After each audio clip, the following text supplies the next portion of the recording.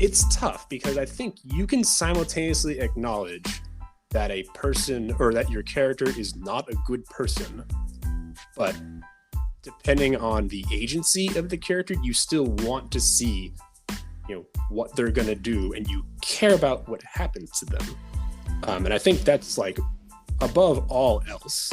If you care what the character is doing, and you are wondering about how they're going to succeed, if they're going to succeed, it doesn't really matter if they're bad or not.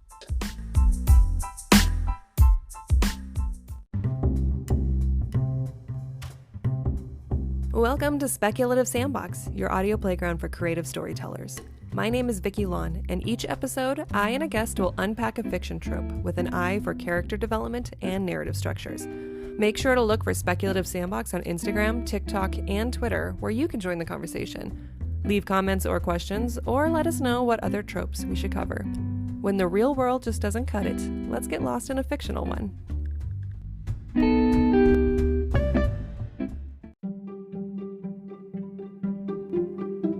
Protagonists. Pro. Opposite of antagonist. They're the main characters, the heroes, the narrator. We want to root for them because, by proxy, we are them. But are they always as good as they appear?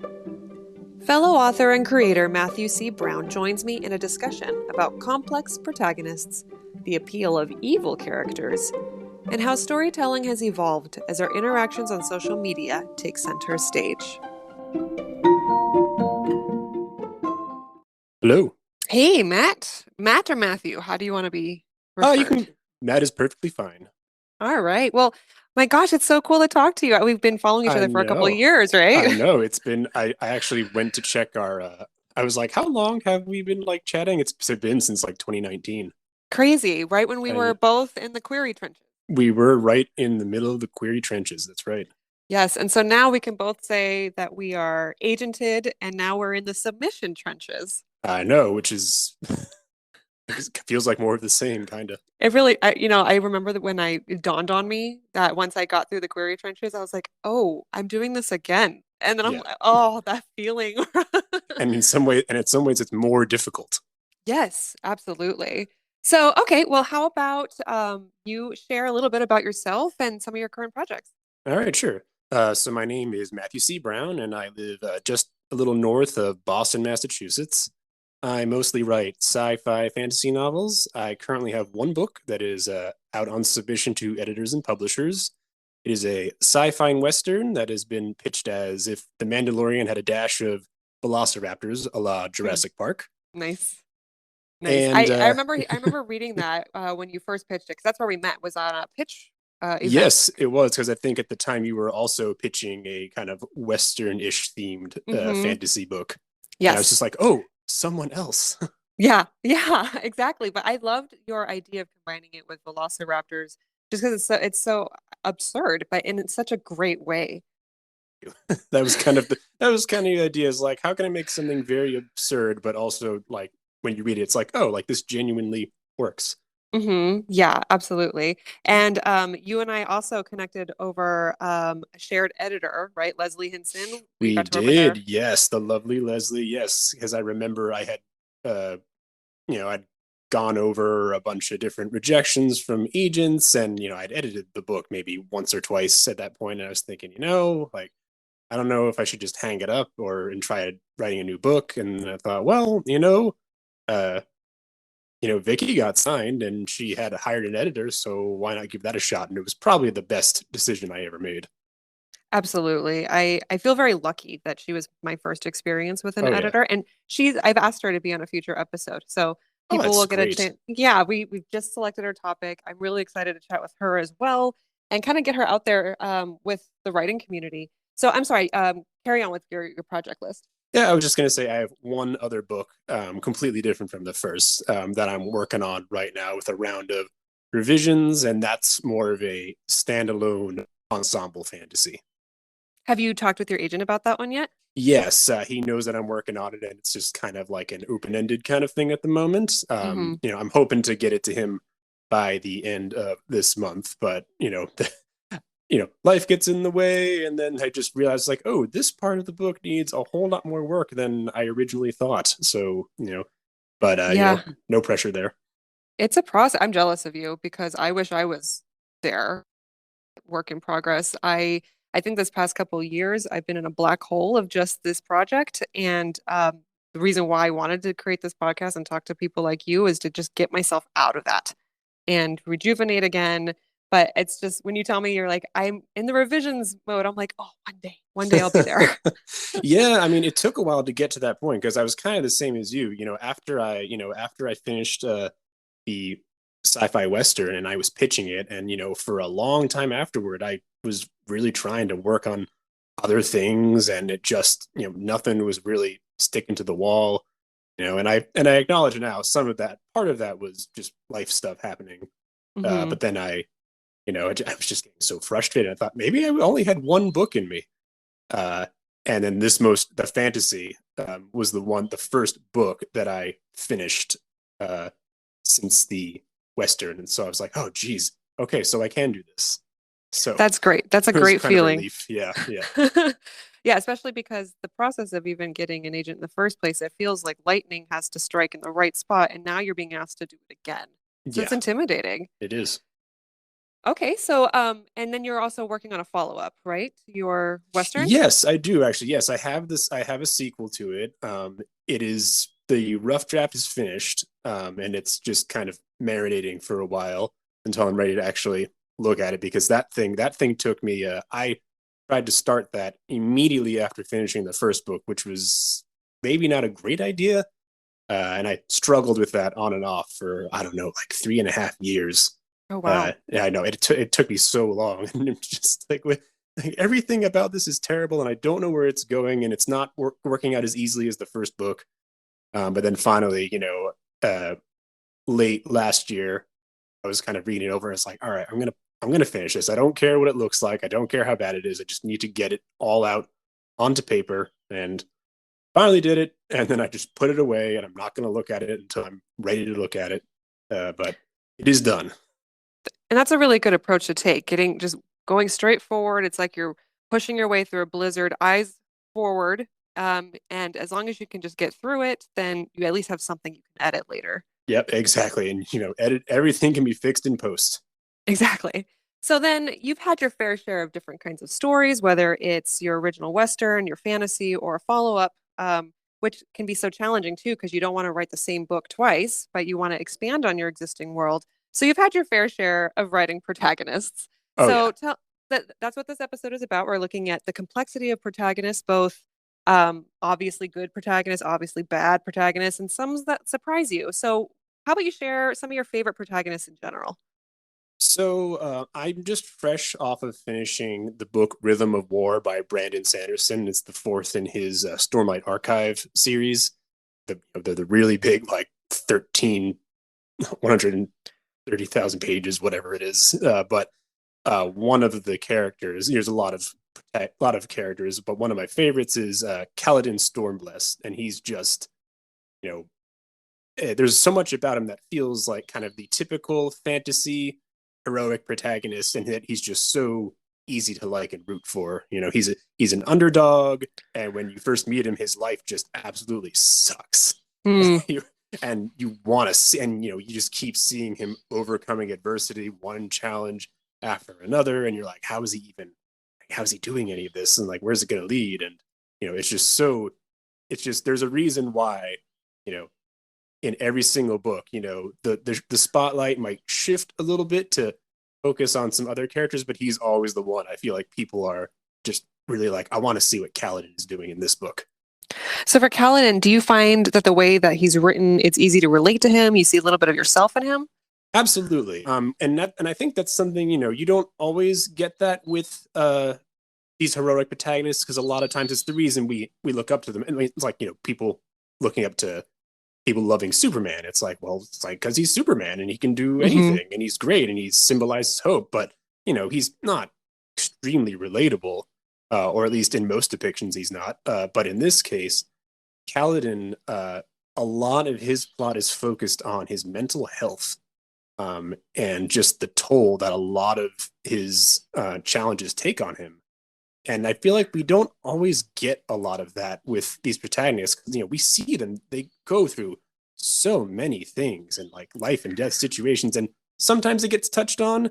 But I think from the get go, they're talking about how hopeless he feels, and even after he overcomes the challenge, he feels great for a while, but then he's right back down the drain because one bad thing goes wrong. Do you think that this book is obvious about the mental health struggles, or do you think it's a more subtle implication that the reader has to pick up on? I didn't really think about it as much until later books. At the very beginning, the very first book, I don't think mental health is quite as obvious as a theme, mostly because for him, it's just, I mean, his life is terrible. So, of course, mentally, he's not going to be in tip top shape. And I mean, that would be the case with anybody. But as the books move forward, and you see it was with other characters too. It kind of tackles a couple different health issues, things like PTSD. Even at some point, we even get into a dissociative identity disorder.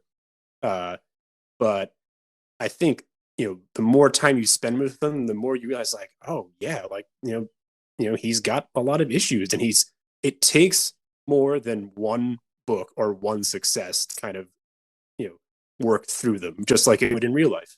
Hmm. I have a book series that I relate to a lot for that very same reason. It's called John Dies at the End. It's written by Jason Pargin, and it's one of those supernatural humor novels about two guys that have to save their little shithole town from the forces of evil over and over again. And the way that they get the ability to fight off evil spirits is they basically take this drug that gives them the ability to see into like the supernatural. But the point of the story is that you see a lot of the side effects and mental health impacts of living in a very poor rural town. You see depression, you see alcoholism.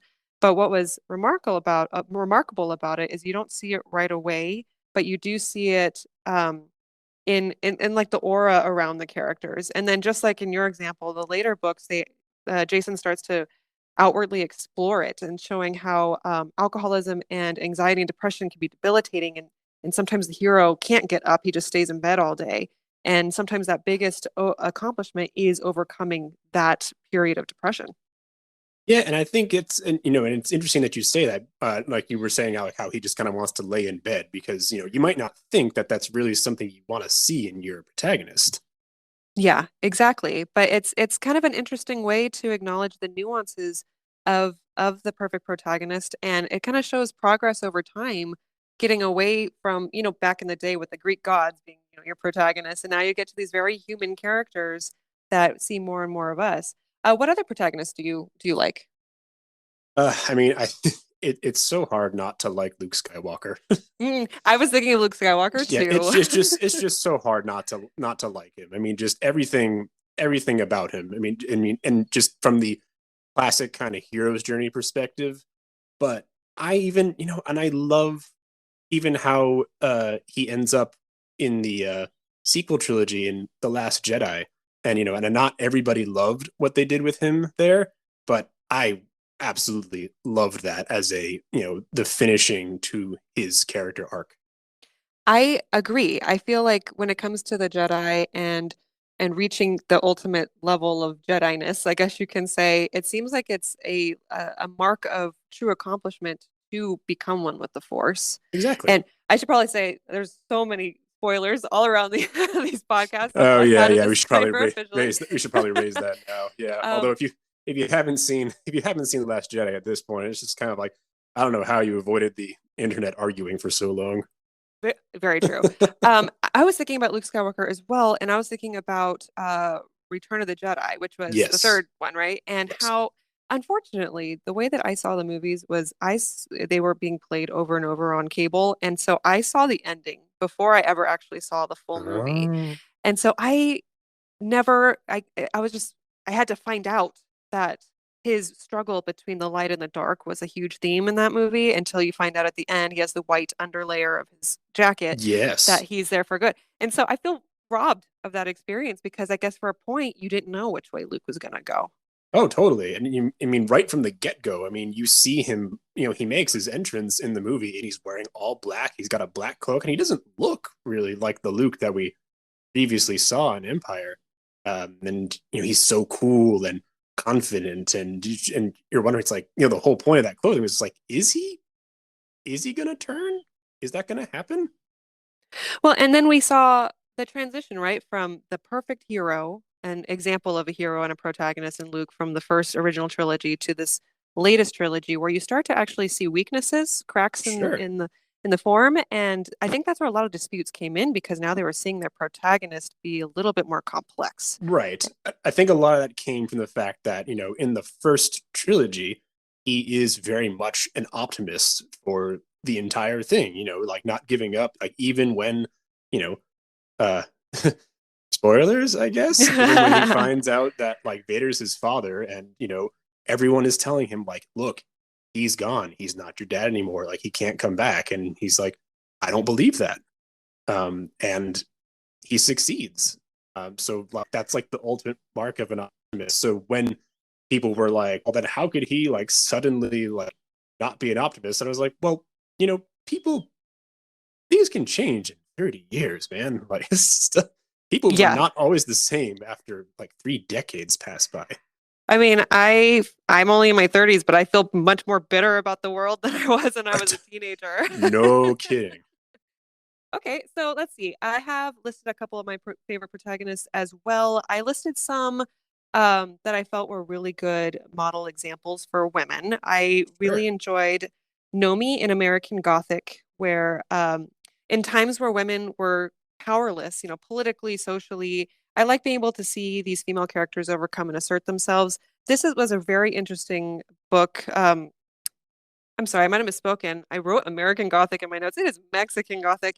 She goes up against a racist family who believed in eugenics, which was, a terrible belief system about one race being superior to another. And so, not only is she a woman in this circumstance, but she's overcoming this kind of conflict. And I thought she just showed a great example of a strong female woman. And then my other example that I really like to talk about was a really good pairing between male and female characters. It's not a book, it's a movie. It's The Mummy from 1999 with Oh, Evelyn and Rick O'Connell. I thought they were such a great example of how these two characters can bounce off of each other, their strengths, a very positive male-female partnership. my wife is going to be so happy when she listens to this episode and hears the example you just gave. That is like her favorite movie. It's such a good movie, It and silly I feel is. like it's continued to do really well, today when you watch it and just the themes and all those things. So Oh, of course. okay, so then we've talked about protagonists. We've given some good examples about it. We started kind of going into how areas of gray start to enter as protagonistic stories, progress. But what would you say the purpose of the duality of protagonist and antagonist serve in a story? I think, well, the most obvious thing, um, the duality is just, you have opposing forces. Usually, in any context, a protagonist or an antagonist doesn't matter, which one is the hero or villain, so to speak, but they are opposing each other to some degree, and uh, the whole point of the story is usually you have the person you're following. They want something. That's the easiest way to get someone to root for your characters. That they want something. They want it really badly. So you have someone who either wants to prevent them from doing that or wants something that runs completely opposite of what the protagonist wants. So then it's an interesting perspective of the protagonist viewpoint versus the antagonist viewpoint, and the assumption that we might be making that, oh, the protagonist, the pro, is wanting something good, and therefore the antagonist is probably going for something bad. Exactly. Okay, so then what do you think is more important when you are writing the story? Is it the author's intentions of the characters or the reader's interpretation? It's a really difficult question because I think a lot of it really just depends on context. There's just some things that, I think as a writer, you can go into something having a certain intention, but it can be difficult because, a lot of times when you're putting it down on paper, you don't have everything fully formed. I think, especially with characters, you can't have everything fully formed when you start writing. I think, depending on how depending on how your style is, like if you like to outline or if you kind of just, if you're a gardener, just write everything without planning. Uh, Even if you wanted to plan out every single thing that happens in the story, everything that happens beginning, middle, end. I think it's hard to really get everything with your character right off the bat, like because they're not these static things. They're the things that you might develop over time, and you realize later in your writing, like, oh, I didn't realize this, and that might Mm. change your intention as you're writing. Isn't that great when a character just takes a life of its own mid-draft and you're like, oh, hello, what are you Yeah, doing? sometimes, except for when you're just kind of like, wait, wait, wait, I really do need you over here, right? Exactly. So how do you feel about that nebulous environment where you're kind of not really sure yet? Do you find it scary, exhilarating? It depends. Because sometimes, I mean, so for myself, I don't tend to do a whole lot of outlining. I sometimes have like little bits and pieces of what I know I want to happen in the story.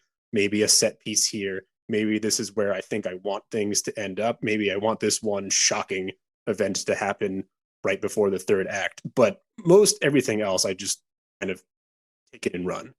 But I think it is fun when I realize like, oh, like this character has way more to say than I thought they originally did, and I get to do a little more with them, or it gets turned about completely, and I realize like, oh, wait, I think that like they might not be everything that I thought they were when I started writing this.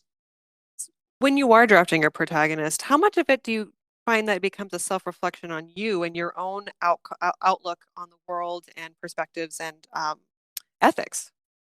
I think in some cases it does. I think it's just because I haven't really written a protagonist yet that goes completely against like my perspectives. I've written POV characters that are obviously more villainous, and that's a whole other case. But like in the first book I wrote, like my protagonist, her name is Willa, and she's very she's this sense of justice and like how things should be, like what is right and what is wrong, like, and seeing it at face value.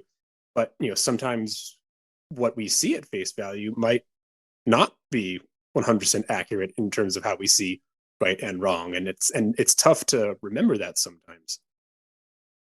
So then in the challenge of creating an evil protagonist, how much do you think the goal is to create a narrative where their evil perspective is convincing in I order for them to be the protagonist? In order for the villain to be the protagonist. Yeah, if the protagonist is not a good person, is that the challenge Yeah. then? um I don't think it's tough, because I think you can simultaneously acknowledge that a person or that your character is not a good person, but depending on the agency of the character, you still want to see, what they're going to do, and you care about what happens to them. And I think that's like above all else. If you care what the character is doing, and you are wondering about how they're going to succeed, if they're going to succeed, it doesn't really matter if they're bad or I like to think a lot about Thanos, not. and Oh, if I had yes. if I had to write his as if he was the hero of his own story, but clearly what he's doing is pretty messed up. How would you approach him if he was your protagonist and his overall philosophy, no matter how evil it is?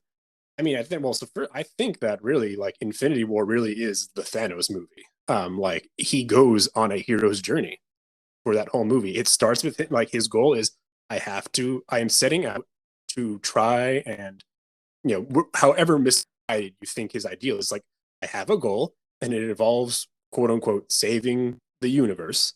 I Hmm. have to collect all these MacGuffins, and I have to face challenges along the way.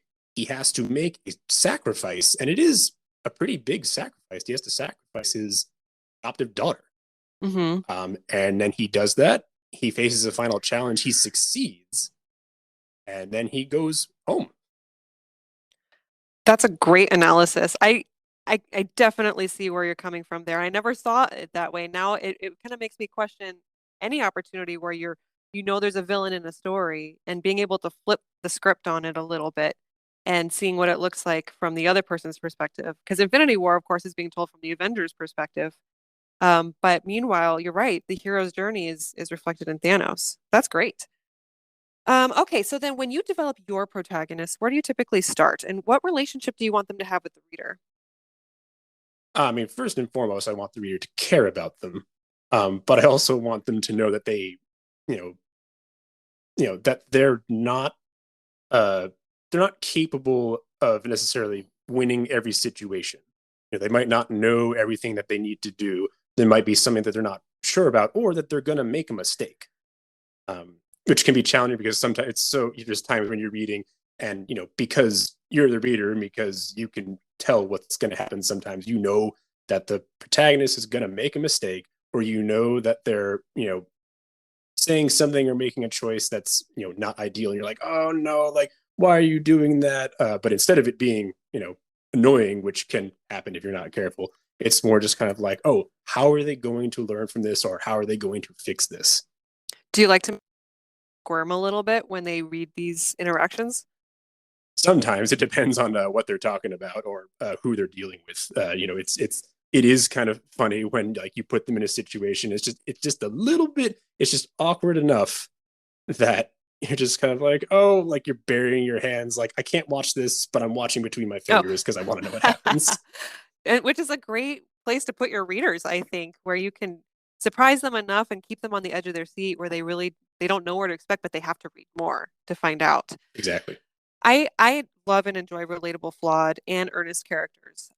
Those when I'm writing my stories, I and the genre that I write in is own voice, so a lot of it has to come from the diversity perspective, which is challenging for me because at the point that I'm reading things now, I'm not seeing a lot of diversity voices in what I'm writing specifically, which is sci-fi women's fiction, which I Right. think is also kind of a unique genre as well. So I'm taking a lot of risk, and the only place that I can really pull from is my own experiences. And my biggest insecurity is like, I don't know what I'm doing. And the best thing I could do is, well, my protagonists don't know what they're doing either. And maybe the best way to approach this is it's well known and the reader knows. And now we're in this together, and it's an adventure. I'm also the mother of two daughters, and I want my daughters to grow up and read stories knowing that mistakes happen and that no one's perfect. And ultimately, it's about how you overcome challenges. Do you feel like you ever? Do you feel like you kind of sometimes write for your daughters in a way? I find that in the my story subjects have a lot to do with women's relationships. So my book that's currently on submission is about a mother and daughter who are estranged, and they have to figure out how to survive this supernatural, alien invasion thing. And as I'm working my way through that dynamic, I'm learning a lot from my own relationship with my girls. And it feeds into each other a lot. And because I'm exploring these female relationships, I'm taking what I'm learning in real life and applying them. But at the same time, I'm also learning from my characters because I'm not in these supernatural circumstances, but you can kind of see how things you kind of learn from each other, whether it's therapy or overcoming conflict, how that can be translated to something super absurd. Because in the end, it's all about how do you maintain positive relationships? How do you grow together? From a daughter's perspective, I know I wanted a mother who supported me. And in the mother's role, I know that I want to make sure my daughters feel that same support.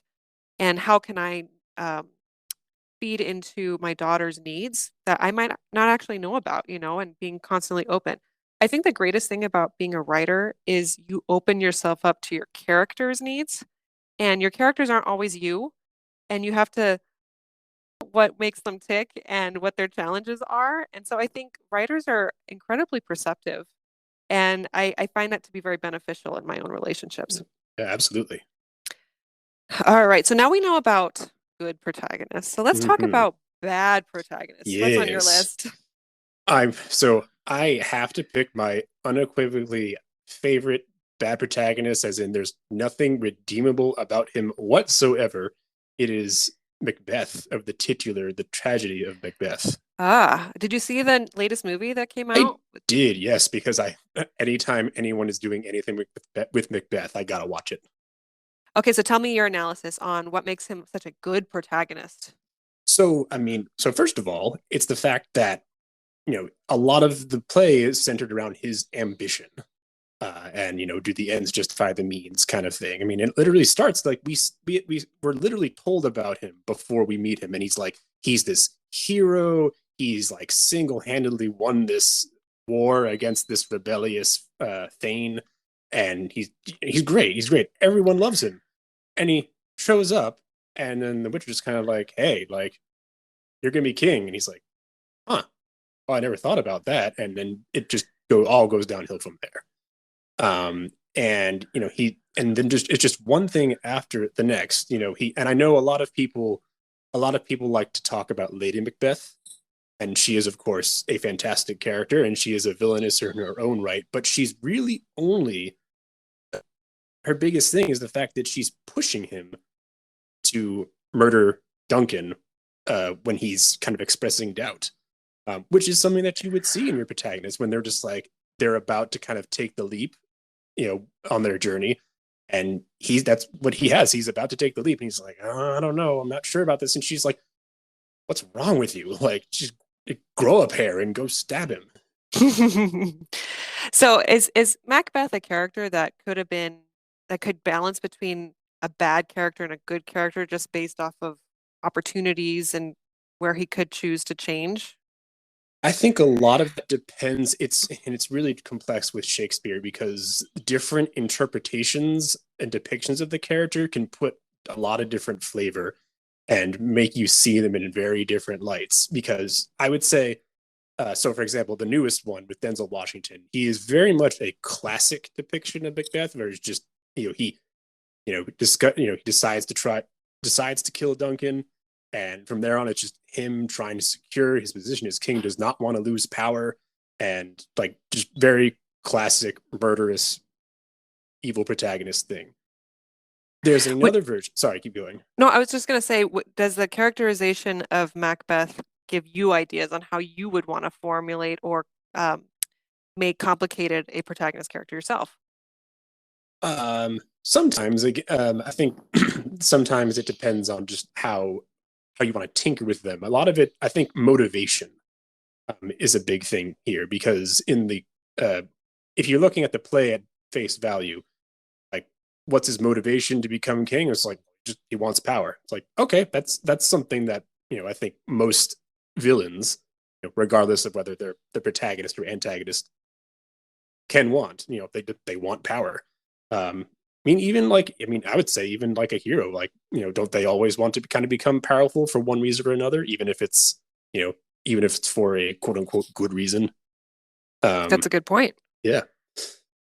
There's another version of Macbeth starring Michael Fassbender, and in that version, Macbeth is more of this kind of broken kind of person even before the movie starts. It is implied in the play because Macbeth and Lady Macbeth are childless. And they kind of make references every now and then to them being childless, but they don't go too deep into it. In this particular version, the Fassbender version, the film starts with them burying a stillborn child, uh, which is not included in the original play. But that puts a whole new perspective on motivations of these characters. Interesting. So Because they come from a place of hurt. yeah, it comes from a place of and it's extremely relatable, which is it's way more relatable than just the want to rise to power. Because I think anyone who has ever lost a child or suffered loss in general, but I think in this particular case, losing a child is a particular kind of hurt that no one should ever have to experience. But you know, you feel bad for anybody that would lose their child. And so when you see him going about all these things he's doing, like it doesn't necessarily make it okay, of course, because murdering people like isn't okay regardless of what's happening to you. But it does kind of change the character a little bit because he's already in such a broken state, clearly like suffering depression and you know watching him go about this business, you know from the get-go what it is fueled by, and it's not just this ambition for power kind of thing. That makes for a really good transition for now protagonists that aren't just necessarily bad. In fact, they could be good, but there's nuance to them now. And in this case, we know Macbeth is supposed to have dark intentions, but with this new color added to the storyline and making it his story, to him, he could be the hero of his own show. Meanwhile, he's the villain to others. So, Yep. are there any other characters that you could think of that were presented as positive, good people, but then once you step back and looked at them, you're like, I'm kind of questioning this. Maybe they're not so Yes. good. So that's another classic example for me. It's Victor Frankenstein. Okay. And a lot of it has to do with kind of just a lot of it is you're dealing with a lot of the lens of Frankenstein as being like it has been the subject of many a monster films, and it's like the Frankenstein monster, and just it's like monster, like Hmm. what it's the monster, and he's killing people, and you know I think the key thing with that makes Victor so complex is that so obviously he goes about creating the monster, and that's the insane event is that he is able to bring it to life, and then he's immediately like, oh man, shit, this was a terrible idea. And he just pieces out of there and leaves the monster to fend the creature to fend for itself. um but the thing is, like, that doesn't automatically make him good or bad, because heroes make, or I should say protagonists make mistakes all the time, and a lot of times they make a mistake that is the inciting event, like they mess something up, and then they're like, oh man, like, I gotta fix it. And but in this case, Victor does not fix it, and I think that's what makes him as you know more of a bad protagonist, because he spends the whole book just shirking responsibility for this thing he's created, and he's given multiple opportunities to try and fix it, and he just does not do it. The idea that there's a monster, but who's really the monster? Exactly. Classic cyclical in nature kind of thing. And then a lot of that has to do with the fact, because it's like, yeah, the creature does murder people. But a lot of it's because like it doesn't really understand. It's literally just been brought to life, doesn't really understand what's going on, doesn't understand why people are running away from it in terror until it takes a look to a body of water. It's like, oh man, I look like shit. Like, man, I would run for me. Oh my god. And like, I mean, I don't know. I mean, that would be pretty. I don't know. That's got like you got to feel kind of bad for the creature. And like when he comes to Victor and he's like, look, you made me, like, and then you abandoned me, and like, and I've had a really terrible time so far. So here's the deal: build me a mate, and I'll go about my business and leave everybody alone, and you'll never hear from me again. And Victor's just like, I'm not gonna do that. So then, Hmm. so then the monster keeps killing people, and Victor's just kind of like, "Why would you do this, you evil, With evil thing?" it's such a tragedy. Okay, so I'm gonna bring up a bit of a what's the best word? Volatile, trying to think of the right word here, but I'm just gonna bring it up. This is a character that is supposed to be good. Then everyone freaked out when this character went bad. Hmm. But my question is, were they always bad? It's Daenerys Targaryen. Oh man, oh this is gonna be a hot button topic. I can already tell. Now, we can acknowledge, the story writing of the last season felt rushed. All the politics that go into that. I'm curious about, have you read the books, I first of have. all? I'm all caught up on the books. I've read the books a while ago, and I've read analysis on Daenerys' character, and I know that before it became a show, there was already discourse over Daenerys' character in the message boards, whether or not she was truly a good or bad character based off of the conditions of her upbringing. What are Right. your thoughts? I mean, I very much in agreement that I the eighth season like did leave something to be desired. Um, I don't think that her what do I say? Like, I don't think that the way Daenerys was written was done the best of their ability. I think they needed more time to really fully develop that kind of turn. Hmm. But the actual result itself, like Daenerys, burning down all of King's Landing and making just being getting this totalitarian regime, that I did not that did not bother me. That I totally was like, yeah, that Hmm. tracks. Because I definitely thought way back when I was reading the books, and just like you, this was a while ago I read them. Um, I kept getting the feeling, especially in the later books, that there were just things happening, just like, oh, I don't know. Like, I didn't necessarily know if she was going to be you know, full blown murder rampage, but I was kind of like, I do not think she's a very good leader.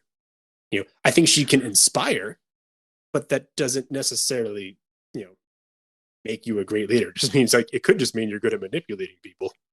Yeah, I was looking back at earlier books and chapters where how she handled the slave owners, for example, and how I found it to be so interesting her reliance on advisors and a lot of the Yes. volatility involved in that. And I liked the idea of her going full-fledged evil. I would have loved a season dedicated to Yeah. that. As it stood, it just really like they just like rushed it to enough time. I mean, I know that like the biggest thing was the fact that a lot of people she cared about kept dying.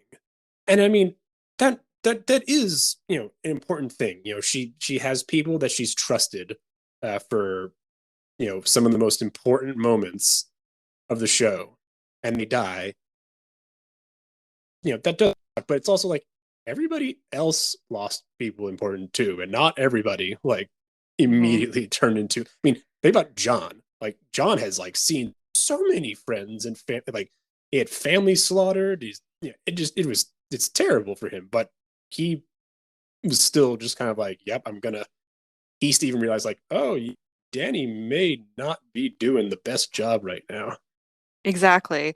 So, what kind of protagonist do you think is more interesting to viewers, to readers currently? We've talked about those Luke Skywalkers of the world where they're just good. And then we've talked about bad ones like Thanos, Macbeth. But what do you think people are wanting now? Do they want someone that's more nuanced, like Daenerys Targaryen, or do they want something more black and white? What are your thoughts? It depends on what you're talking about. Obviously, everyone's gonna like different characters for different situations. But I do think at the end of the day, people just love debate or Mm, argue, whatever you want to call it. And when you have a character that you can argue about, um, that makes for a very interesting protagonist. You obviously have people like Peter Parker. Like everybody loves Peter Parker. Like I don't think there's really anyone that would go about saying that Peter Parker. There's not much dispute about if he's good or bad. hmm. Like everyone loves him. He might have made mistakes. He might have flaws, but I don't think there's really any way to discredit his character. But then you have other characters, and if we're going to stay on the Marvel track, you have characters like Loki, who, I mean, he doesn't really get to be a proper protagonist until his own TV series. But I mean, people loved Loki even when he was the villain. Oh, I love Loki. I'm a Yeah, huge Loki fan.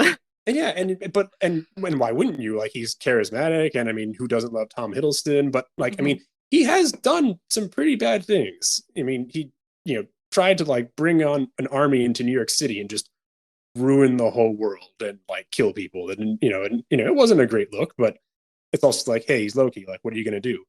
Um, and not that I think too many people spend time debating Loki, but I do think he has just so many different facets to him. Especially like when you get to the TV series, and now it's like, okay, we're sympathetic for him on a lot of things, but there's other things where it's like, okay, you are still a trickster god. Like that, I've not lost sight of that.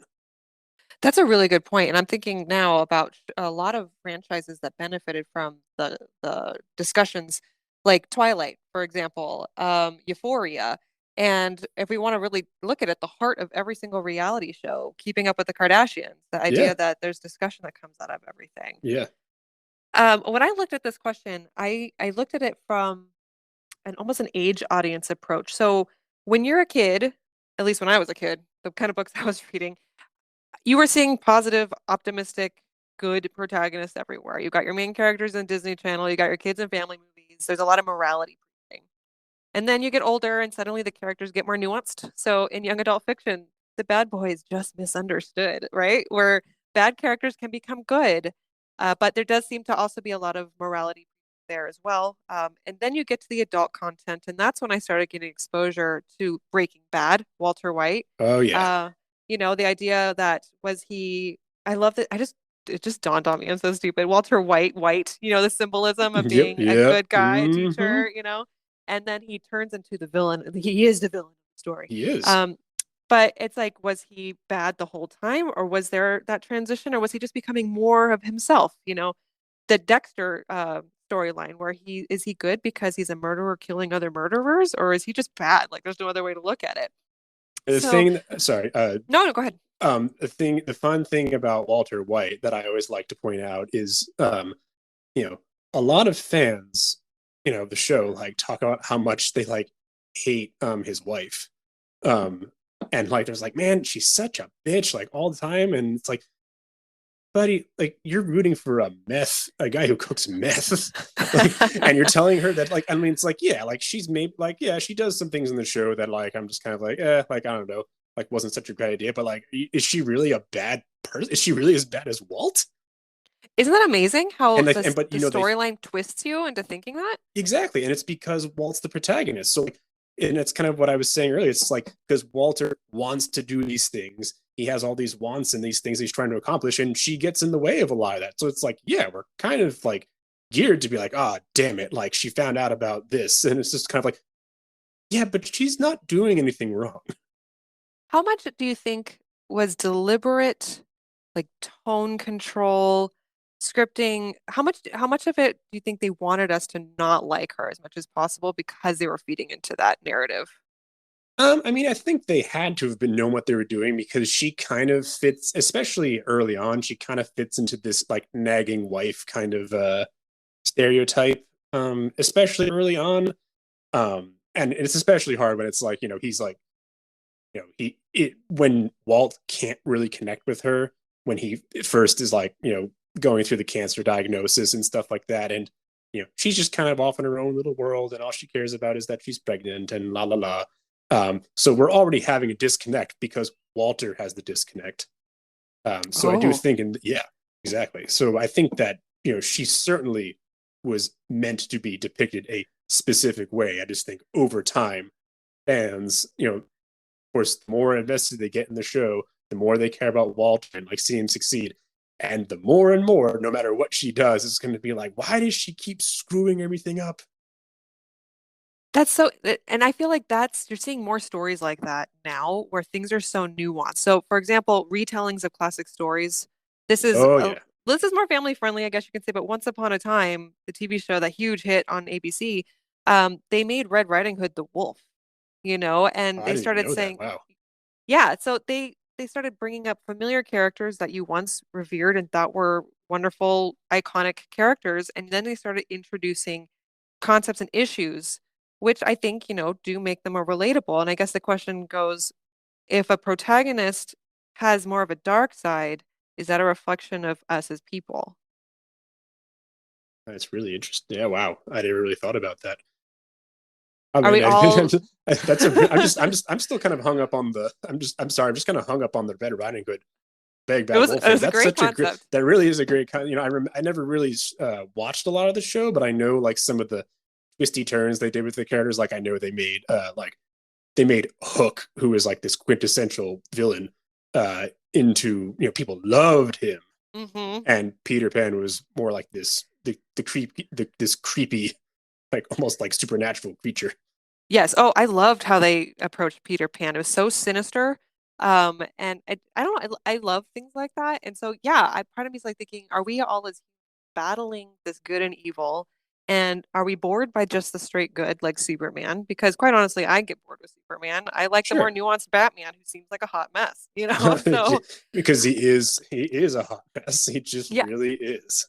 And speaking of nuanced bad protagonists, or nuanced protagonists in general, do you think Batman could actually do more good as the wealthy billionaire versus the guy that just Uh, beats people up at night? I know this is one that like I see all the time, and it's like, yeah, it really is so interesting, especially when you look at the many different versions of you know Batman and like because there's been so many different ways that Bruce Wayne has been depicted and like ways that he sometimes he's put in a bit more positive light, sometimes he's a little more cynical.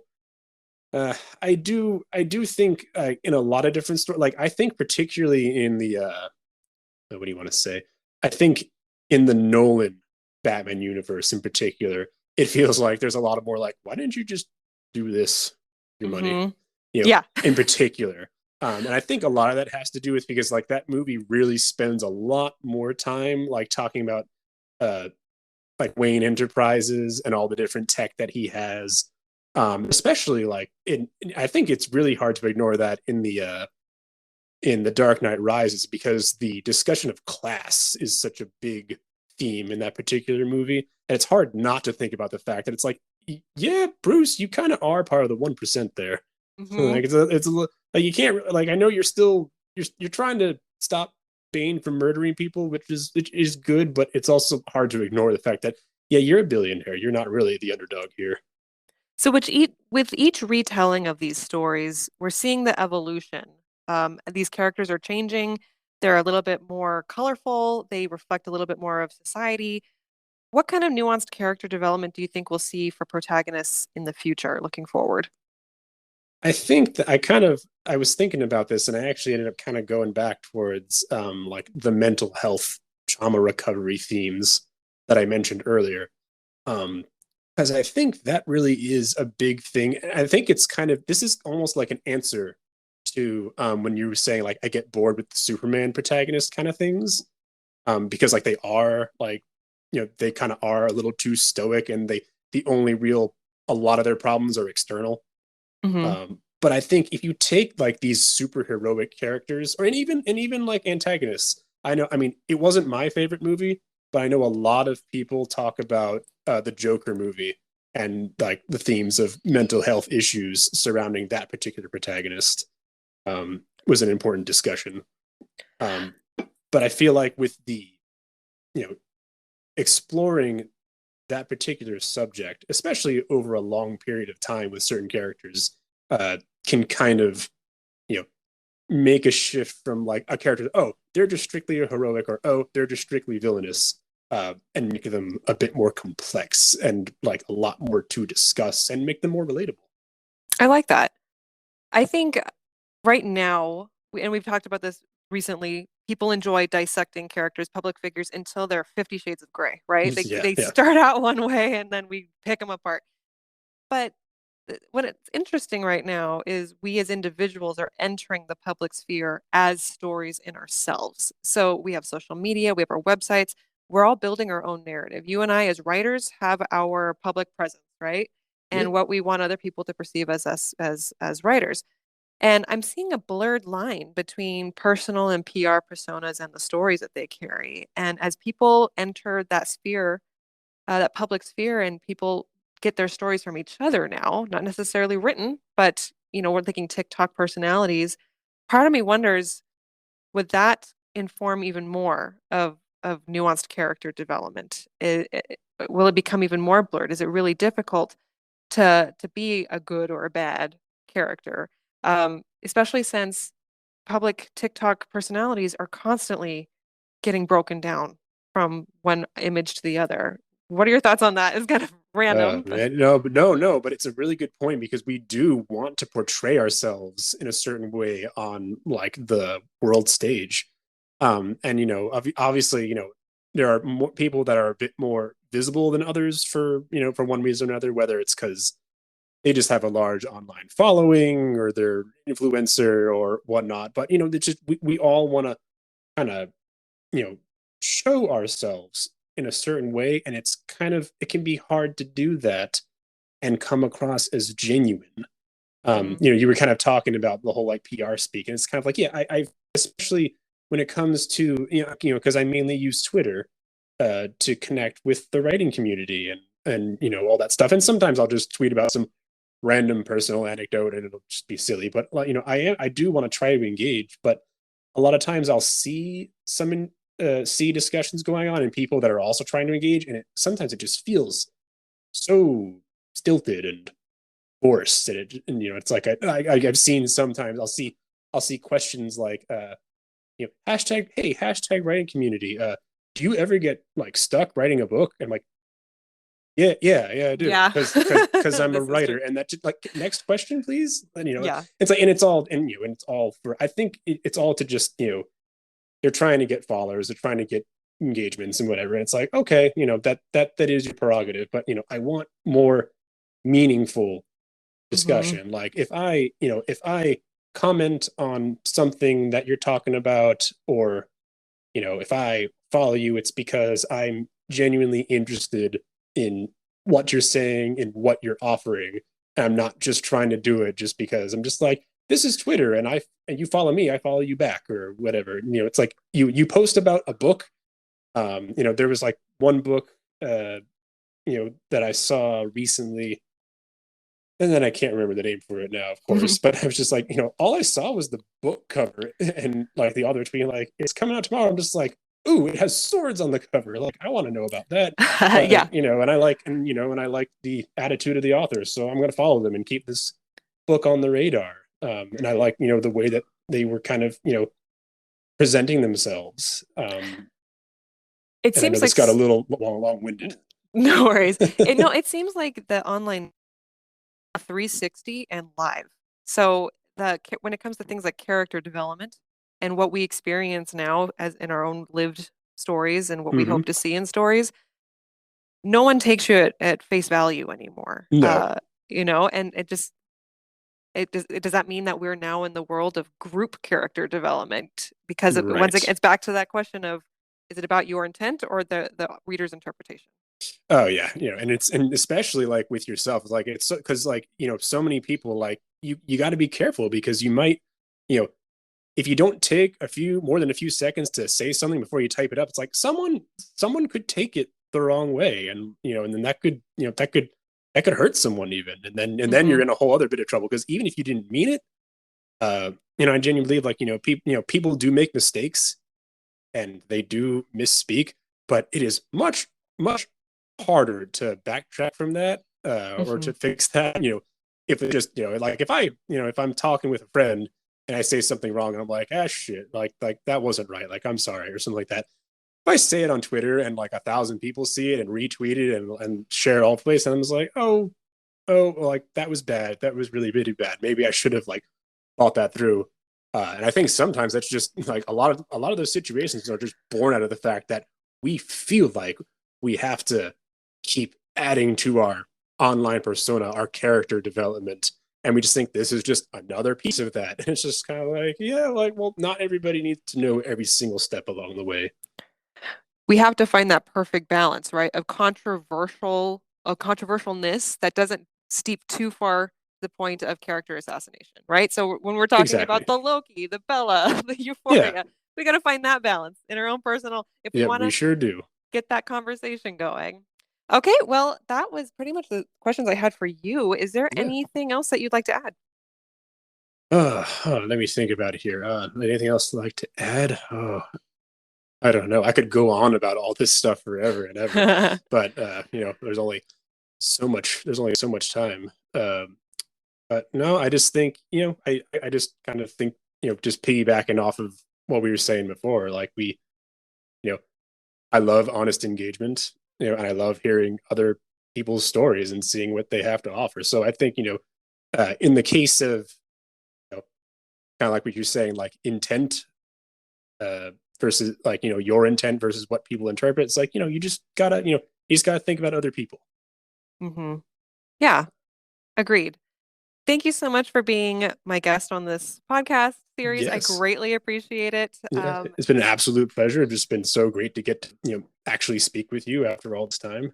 Yeah, that is really exciting. And I wish you lots of luck on your You book as it's going as through. well. I've been wanting to read your book for so long. I really can't wait to eventually have it in my hands. Well, okay, fingers crossed for both of us. Yeah, And hopefully, sometime in the future, if you want to come back for another episode, I'd love to have you back. I'd absolutely love to.